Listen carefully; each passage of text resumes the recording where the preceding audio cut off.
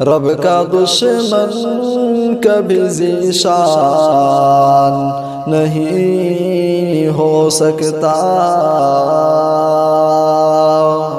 یعنی وہ صاحب ایمان نہیں ہو سکتا۔ رب کا دشمن کبھی ذیشان نہیں ہو سکتا، یعنی وہ صاحب ایمان نہیں ہو سکتا۔ انگلیاں جسے نے اٹھائی آیات مقدس پر،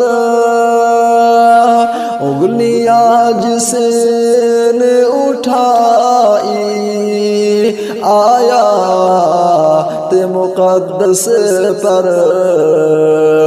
ایسا انسان مسلمان نہیں ہو سکتا، ایسا انسان مسلمان نہیں ہو سکتا۔